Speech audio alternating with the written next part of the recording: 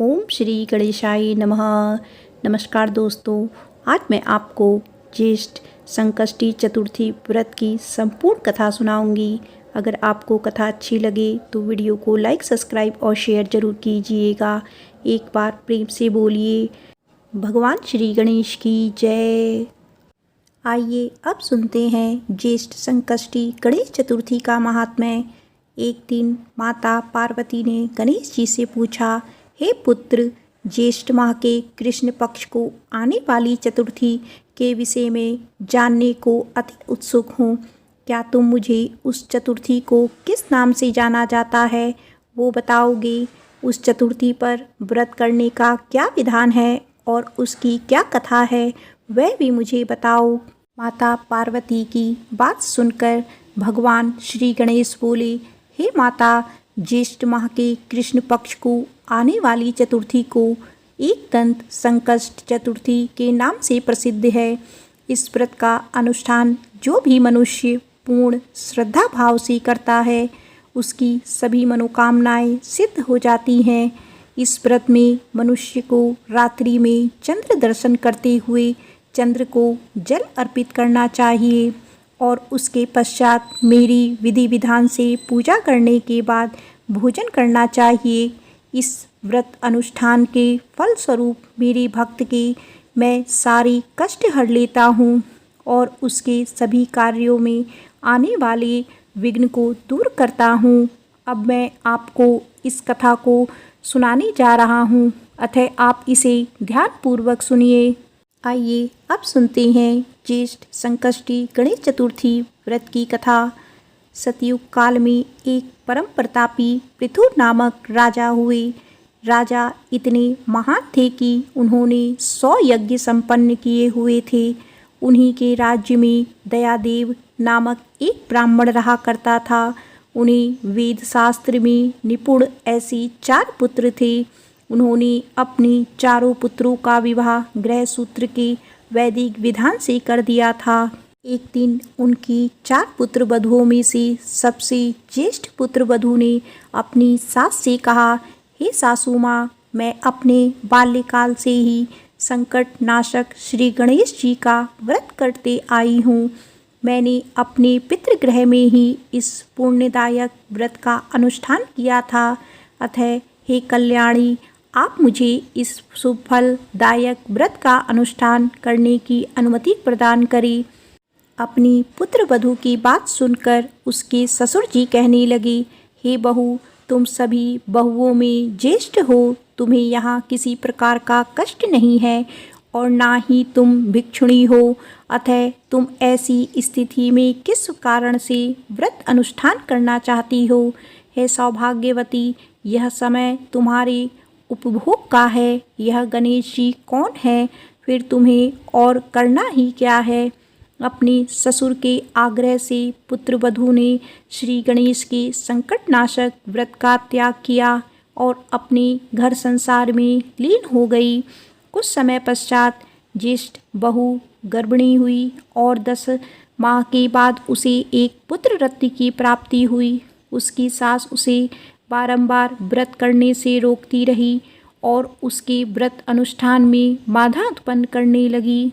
व्रत भंग होने के फलस्वरूप भगवान गणेश जी उस पर कुपित हुए और पुत्र के विवाह मंगल के दिन वर वधू के सुमंगली के समय उसके पुत्र का अपहरण कर लिया।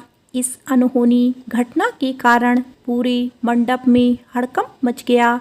सभी आपस में बात करने लगे कि लड़का आखिरकार कहाँ गया, किसने उसका अपहरण कर लिया। बारातियों द्वारा मिलने वाले इस समाचार को सुनकर उसकी माता बहुत व्याकुल हो गई। अपने ससुर जी दयादेव से रो रो कर ऊंचे स्वर में कहने लगी, हे ससुर जी, आपने मेरे गणेश चतुर्थी व्रत को छुड़वाकर महापाप किया है। यह उसी का फल है कि आज मेरे पुत्र का अपहरण हो गया है। अपनी पुत्रवधू के मुख से ऐसे वचन सुनकर ब्राह्मण दयादेव बहुत दुखी हुए। साथ ही साथ अपने पति के अपहरण की बात सुन होने वाले पुत्रवधू भी बहुत दुखी हुए। अपने पति के वियोग में दुखी पुत्र वधू प्रतिमाह भगवान श्री गणेश की संकटनाशक गणेश चतुर्थी का व्रत करने लगी। समय की बात है, भगवान गणेश जी एक वेदज्ञ और दुर्लभ ब्राह्मण का वेश धारण कर उस पुत्र वधू की परीक्षा लेते हुए भिक्षा मांगते हुए उसके द्वार पर पधारे। ब्राह्मण वेशधारी भगवान श्री गणेश ने उच्च स्वर में कहा, हे पुत्री, मुझे भिक्षा स्वरूप इतने भोजन का दान दो कि मेरी क्षुधा तृप्त हो जाए। उस ब्राह्मण की बात सुनकर उस धर्मपरायण स्त्री ने सर्वप्रथम उस ब्राह्मण का विधिवत पूजन किया। पूर्ण श्रद्धा भाव से भोजन कराने के पश्चात उस ब्राह्मण को वस्त्र अलंकार अर्पित किए। कन्या की सेवा से संतुष्ट होकर ब्राह्मण ने उच्च स्वर से कहा, हे कल्याणी, मैं तुम्हारी सेवा भाव से अत्यंत प्रसन्न हूँ। अब तुम अपनी इच्छा के अनुरूप मुझसे वरदान मांग सकती हो। मैं ब्राह्मण वेशधारी गणेश हूँ और तुम्हारी परीक्षा लेने हेतु यहाँ आया हूँ। ब्राह्मण की बात सुन कन्या तुरंत नतमस्तक होकर उससे निवेदन करने लगी, हे विघ्नेश्वर, यदि आप मेरी सेवा से प्रसन्न हैं तो मुझे मेरे पति के दर्शन करवा दीजिए। कन्या की याचना सुनकर गणेश जी ने कहा, हे मधुर भाषिणी, जैसा तुम चाहती हो वही होगा। तुम्हारा पति तुम्हें अवश्य मिलेगा। कन्या को इस प्रकार मनवांछित वर प्रदान कर भगवान गणेश जी अंतर्ध्यान हो गए। कुछ ही समय पश्चात कन्या का पति पुनः अपने घर वापस आ गया। यह देख सभी बहुत प्रसन्न हुए। सभी स्वजनों की उपस्थिति में विवाह कार्य विधि विधान से संपन्न किया गया। इस प्रकार जो भी मनुष्य पूर्ण श्रद्धा भाव से भगवान श्री गणेश जी की ज्येष्ठ माह की संकट चतुर्थी व्रत का अनुष्ठान करता है, उसकी सभी मनोकामनाएं सिद्ध होती हैं। तो एक बार प्रेम से बोलिए, श्री गणेश भगवान की जय। आइए सुनते हैं भगवान श्री गणेश की एक और कथा। भगवान श्री गणेश ने दिया तुलसी को श्राप। एक बार श्री गणेश गंगा किनारे तप कर रहे थे, तभी विवाह की इच्छा से तीर्थ यात्रा पर निकली देवी तुलसी वहां पहुंची। वह श्री गणेश के रूप पर मोहित हो गई। तुलसी ने विवाह की इच्छा से उनका ध्यान भंग किया। तब भगवान श्री गणेश ने तुलसी द्वारा तप भंग करने को अशुभ बताया और तुलसी की मनसा जानकर स्वयं को ब्रह्मचारी बताकर उसके विवाह प्रस्ताव को नकार दिया। इस बात से दुखी तुलसी ने श्री गणेश के 2 विवाह होने का श्राप दे दिया। इससे क्रोधित होकर श्री गणेश ने भी तुलसी को श्राप दे दिया कि तुम्हारी संतान असुर होगी। एक राक्षस की मां होने का श्राप सुनकर तुलसी ने श्री गणेश से माफ़ी मांगी। तब श्री गणेश ने तुलसी से कहा कि तुम्हारी संतान शंखचूर्ण राक्षस होगा, किंतु फिर भी तुम भगवान विष्णु और श्री कृष्ण को प्रिय होने के साथ ही कलयुग में जगत के लिए जीवन और मोक्ष देने वाली होगी। पर मेरी पूजा में तुलसी चढ़ाना शुभ नहीं माना जाएगा। तब से ही भगवान श्री गणेश की पूजा में तुलसी वर्जित मानी जाती है। आइए सुनते हैं भगवान श्री गणेश की एक और कथा। गणेश जी कैसे बने पाताल लोक के राजा।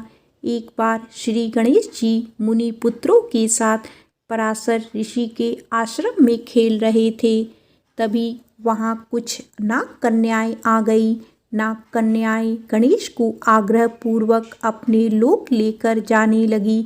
गणपति भी उनका आग्रह ठुकरा नहीं सके और उनके साथ चले गए। नाग लोक पहुँचने पर नाग कन्याओं ने उनका हर तरह से सत्कार किया।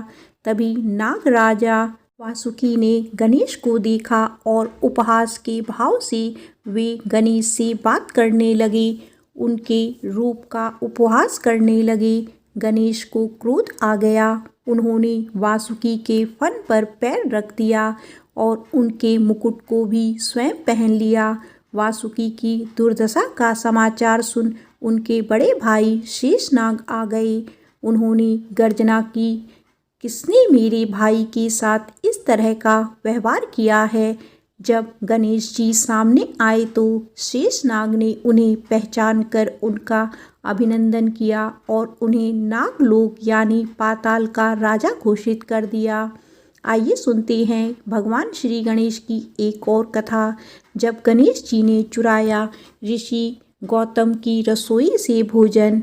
एक बार बाल गणेश अपने मित्र मुनि पुत्रों के साथ खेल रहे थे। खेलते खेलते उन्हें भूख लगी। पास ही गौतम ऋषि का आश्रम था। ऋषि गौतम ध्यान में मग्न थे और उनकी पत्नी अहिल्या रसोई में भोजन बना रही थी। गणेश जी आश्रम में गए और अहिल्या का ध्यान हटते ही रसोई से सारा भोजन चुरा कर ले गए और अपने मित्रों के साथ खाने लगे। तब अहिल्या ने गौतम ऋषि का ध्यान भंग किया और बताया कि रसोई से भोजन गायब हो गया है। ऋषि गौतम ने जंगल में जाकर देखा तो गणेश अपने मित्रों के साथ भोजन कर रहे थे। गौतम ऋषि उन्हें पकड़कर माता पार्वती के पास ले गए। माता पार्वती ने चोरी की बात सुनी तो गणेश जी को एक कुटिया में ले जाकर बांध दिया। उन्हें बांधकर पार्वती कुटिया से बाहर आई तो उन्हें आभास होने लगा जैसे गणेश उनकी गोद में है, लेकिन जब देखा तो गणेश कुटिया में बंधे दिखाई दिए। माता काम में लग गई। उन्हें थोड़ी देर बाद फिर से आभास होने लगा जैसे गणेश शिव गणों के साथ खेल रहे हैं। उन्होंने फिर से कुटिया में जाकर देखा तो गणेश वहीं बंधे दिखे। अब माता को हर जगह गणेश दिखाई देने लगे, कभी खेलते हुए, कभी भोजन करते हुए और कभी रोते हुए। माता ने परेशान होकर फिर कुटिया में देखा तो गणेश आम बच्चों की तरह रो रहे थे। वे रस्सी से छूटने का प्रयास कर रहे थे। माता को उन पर अधिक स्नेह आया और दयावश उन्हें मुक्त कर दिया। आइए सुनते हैं गणेश जी की एक और कथा। जब गणपति जी ने सारे देवताओं को यज्ञ करने में निमंत्रण किया, एक बार भगवान शिव के मन में एक बड़े यज्ञ के अनुष्ठान का विचार आया। विचार आते ही वे शीघ्र यज्ञ प्रारंभ करने की तैयारियों में जुट गए। सारे गणों को यज्ञ अनुष्ठान की अलग अलग जिम्मेदारियां सौंप दी गई। सबसे बड़ा काम था यज्ञ में सारे देवताओं को आमंत्रित करना। आमंत्रण भेजने के लिए पात्र व्यक्ति का चुनाव किया जाना था जो समय रहते सभी लोकों में जाकर वहां के देवताओं को ससम्मान निमंत्रण देकर आए। ऐसे में किसी ऐसे व्यक्ति का चयन किया जाना था जो तेजी से जाकर ये काम कर दे। लेकिन भगवान शिव को ये भी डर था कि कहीं आमंत्रण देने की जल्दी में देवताओं का अपमान ना हो जाए। इसीलिए उन्होंने इस काम के लिए गणेश का चयन किया। गणेश बुद्धि और विवेक के देवता हैं। वे जल्दबाजी में भी कोई गलती नहीं करेंगे। यह सोचकर शिव ने गणपति को बुलाया और उन्हें समस्त देवी देवताओं को आमंत्रित करने का काम सौंपा। गणेश ने इस काम को सहर्ष स्वीकार किया, लेकिन उनके साथ समस्या यह थी कि उनका वाहन चूहा था जो बहुत तेजी से चल नहीं सकता था। गणेश ने काफ़ी देर तक चिंतन किया कि किस तरह सभी लोकों में जाकर आदरपूर्वक सारे देवताओं को यज्ञ में शामिल होने का आमंत्रण दिया जाए। बहुत विचार के बाद उन्होंने सारे आमंत्रण पत्र उठाए और पूजा सामग्री लेकर ध्यान में बैठे शिवजी के सामने बैठ गए। गणेश ने विचार किया कि यह तो सत्य है कि सारे देवताओं का वास भगवान शिव में है। इनको प्रसन्न किया तो सारे देवता प्रसन्न हो जाएंगे। यह सोचकर गणेश ने शिव का पूजन किया और सारे देवताओं का आवाहन करके सभी आमंत्रण पत्र शिव को ही समर्पित कर दिए। इस प्रकार आमंत्रण समस्त देवताओं तक स्वतः ही पहुंच गए और सभी यज्ञ में नियत समय पर ही पहुंच गए। इस तरह गणेश ने एक मुश्किल काम को अपनी बुद्धिमानी से आसान कर दिया। प्रेम से बोलो श्री गणेश भगवान की जय। आइए सुनते हैं गणेश जी की एक और कथा। जब शनि की कुदृष्टि पड़ी गणेश पर। वैसे तो गणेश की गज आकृति को लेकर सबसे ज़्यादा सुनी जाने वाली कथा तो यही है कि पार्वती ने नहाने से पहले एक बालक को आकृति बनाकर उसमें प्राण डाल दिए और उसे पहरे पर बैठा दिया, जिसका सिर शिव ने काटा था। और फिर पार्वती के क्रोध को शांत करने के लिए एक हाथी के बच्चे का सिर जोड़ दिया। लेकिन कुछ पुराणों में इसके अलग अलग संदर्भ भी मिलती हैं। ब्रह्मवैवर्त पुराण में कथा कुछ अलग ही है। कथा कुछ ऐसी है कि एक बार भगवान शिव ने शिष्य शनिदेव कैलाश पर्वत पर आए। उस समय शिव ध्यान में थे, तो शनिदेव सीधे पार्वती के दर्शन के लिए पहुँचे। तब पार्वती बालक गणेश के साथ बैठी थी। बालक गणेश का मुख सुंदर और हर तरह से कष्ट को भुला देने वाला था। शनिदेव आंखें नीचे किए पार्वती से बात करने लगे। पार्वती ने देखा कि शनिदेव किसी को देख नहीं रहे हैं, वे लगातार अपनी निगाहें नीचे किए हुए हैं। पार्वती ने शनिदेव से पूछा कि वे किसी को देख क्यों नहीं रहे हैं, क्या उनको कोई दृष्टि दोष हो गया है। शनिदेव ने कारण बताते हुए कहा कि उन्हें उनकी पत्नी ने श्राप दिया है कि वे जिसे देखेंगे उसका विनाश हो जाएगा। पार्वती ने पूछा कि उनकी पत्नी ने ऐसा श्राप क्यों दिया, तो शनिदेव कहने लगे कि मैं लगातार भगवान शिव के ध्यान में रहता हूँ। एक बार मैं ध्यान में मग्न था और मेरी पत्नी ऋतुकाल से निवृत्त होकर मेरे समीप आई, लेकिन ध्यान में मग्न होने के कारण मैंने उसकी ओर देखा नहीं। उसने इसे अपना अपमान समझा और मुझे श्राप दे दिया कि मैं जिसको भी देखूंगा उसका विनाश हो जाएगा। ये बात सुनकर पार्वती ने कहा कि आप मेरे पुत्र गणेश की ओर देखिए, उसके मुख का तेज समस्त कष्टों को हरने वाला है। शनिदेव गणेश पर दृष्टि डालना नहीं चाहते थे, लेकिन वे माता पार्वती के आदेश की अवहेलना भी नहीं कर सकते थे। सो उन्होंने तिरछी निगाह से गणेश जी की ओर धीरे से देखा। शनिदेव की दृष्टि पड़ते ही बालक गणेश का सिर धड़ से कटकर नीचे गिर गया। तभी भगवान विष्णु एक गज बालक का सिर लेकर पहुँचे और गणेश के सिर पर उसे स्थापित कर दिया। प्रेम से बोलो श्री गणेश भगवान की जय। ये अब बड़े ही प्रेम से चौथ माता की कथा को सुनते हैं। आज के दिन चौथ माता की कथा को सुनने से ही व्रत पूर्ण माना जाता है तथा समस्त मनोकामनाएं पूर्ण होती हैं। एक नगर में एक बूढ़ी माँ रहती थी। वह अपने बेटे की सलामती के लिए 12 महीनों की चौथ का व्रत करती थी।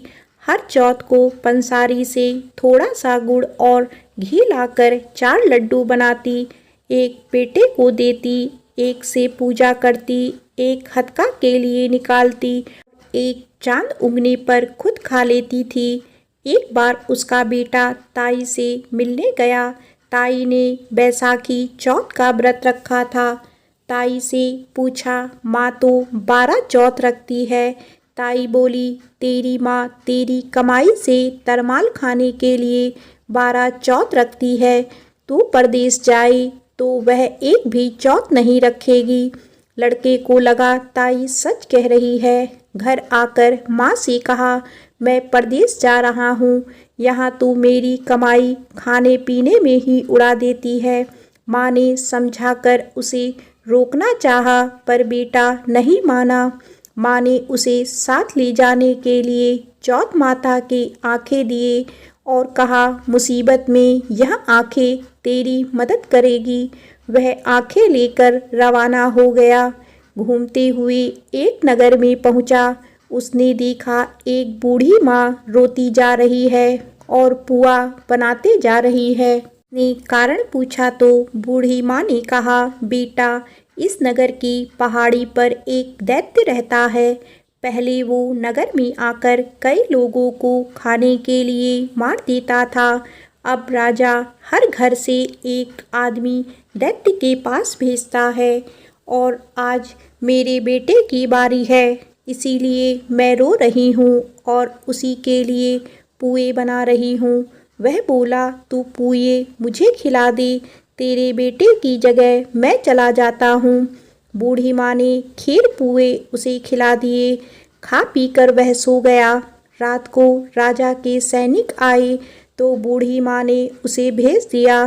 दैत्य के सामने पहुँचने पर उसने चौथ माता की आंखें दैत्य की तरफ फेंक कर कहा, हे चौथ माता, यदि मेरी माँ मेरी सलामती के लिए व्रत करती है तो दैत्य का सिर कट कर गिर जाए।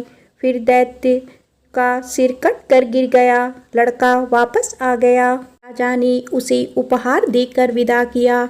चलते चलते वह एक दूसरे राजा के नगर में पहुंचा। इस राज्य में आवा तभी पकता है जब एक इंसान की बलि दी जाती थी। सिपाहियों ने उसे पकड़कर आवे में चुन दिया।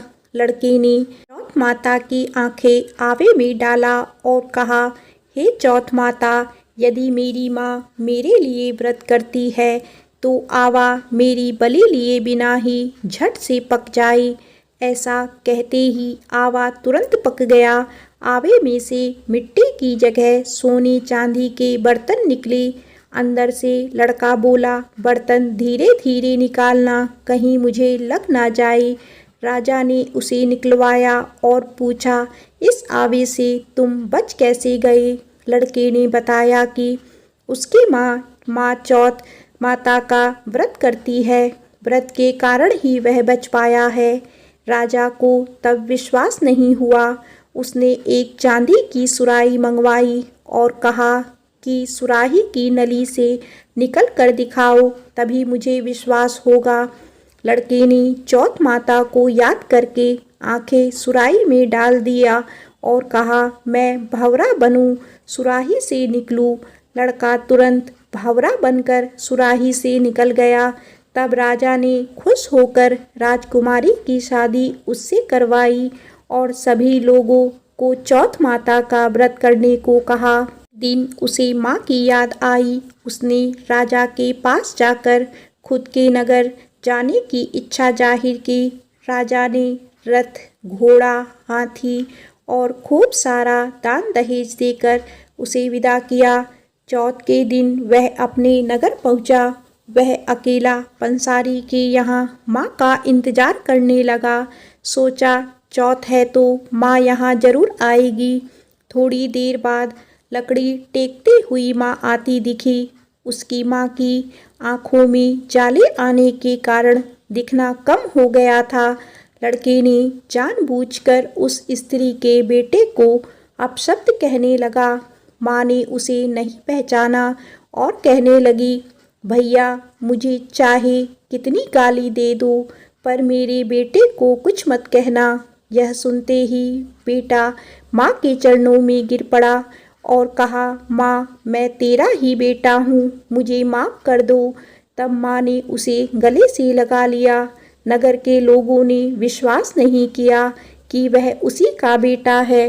बूढ़ी माँ ने चौथ माता को याद करके कहा, हे चौथ माता, यदि मैं अपने बेटे के लिए व्रत करती हूँ तो मेरे स्तन में दूध भर जाए और उसकी धार मेरे बेटे के मुख में गिरे।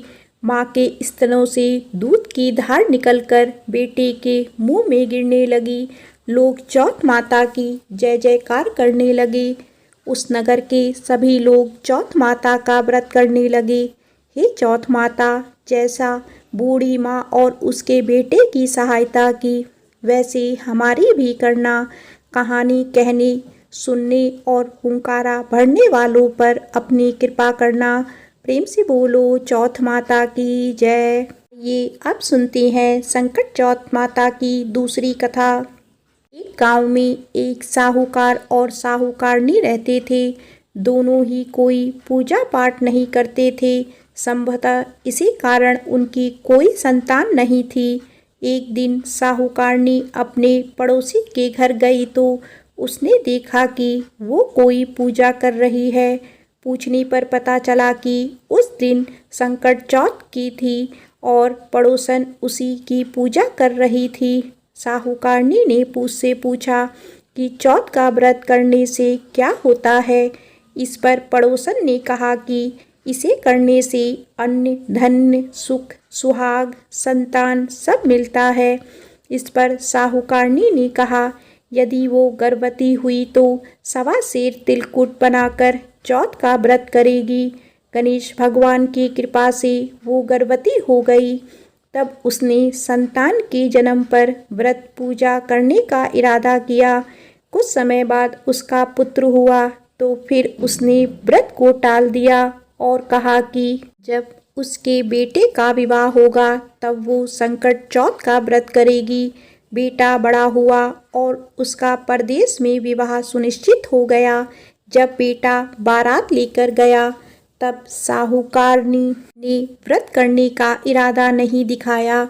इससे गणेश भगवान रुष्ट हो गई और चौथ माता भी नाराज हो गई, जिसके चलते बेटा फेरों के बीच से अदृश्य हो गया और चौथ माता ने उसे जंगल में पीपल के पेड़ पर बिठा दिया। बहुत खोजने पर भी जब वर नहीं मिला तो विवाह आधा हुआ रह गया और सभी अपने घर चले गए।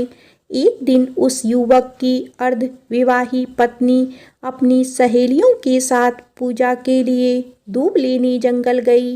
रास्ते में वही पीपल का पेड़ पड़ा जिस पर उसका आधा पति बैठा था। उसने आवाज़ दी, आ मेरी अर्धव्याही। डर कर लड़की घर चली आई पर दुख से सूखने लगी। जब उसकी माँ ने उसका कारण पूछा तो उसने जंगल की घटना का जिक्र किया। उसकी माँ उसी स्थान पर गई तो उसने देखा कि सेहरा पहने, साफा बांधे उसका जमाई पीपल पर बैठा है। उसने इसका कारण पूछा तो लड़के ने बताया कि माँ ने बोलने के बाद भी चौथ का तिलकुट नहीं किया, इसीलिए चौथ माता ने नाराज होकर उसे वहाँ बैठा दिया। यह सुनकर लड़की की माँ साहूकारनी के घर गई और उसने पूछा कि तुमने संकट चौथ का कुछ बोला था। तो उसने कहा, हाँ तिलकुट बोला था। तब उसकी समधिन ने कहा कि बोलने के बावजूद अपना वचन ना निभाने के कारण आपको दंड भुगतना पड़ रहा है।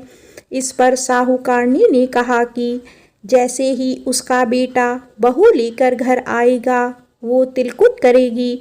इससे गणेश जी प्रसन्न हो गई और उसके बेटे को मुक्त करके फेरे पूरे करने का आशीर्वाद दिया। धूमधाम से विवाह हो गया और वह बहू लेकर घर आया। इसके बाद प्रसन्न साहूकारनी ने 2.5 मन तिलकुट का पूजन किया। साथ ही प्रार्थना की, हे श्री गणेश और चौथ माता, जैसे आपको आशीर्वाद से मेरे कष्ट दूर हुए ऐसे सबके दूर हो और वो हमेशा संकट चौथ और तिलकुट करने लगी। तभी से सब लोग ये कथा को पढ़कर इस व्रत को करते हैं। एक बार प्रेम से बोलिए, श्री गणेश भगवान की जय, चौथ माता की जय।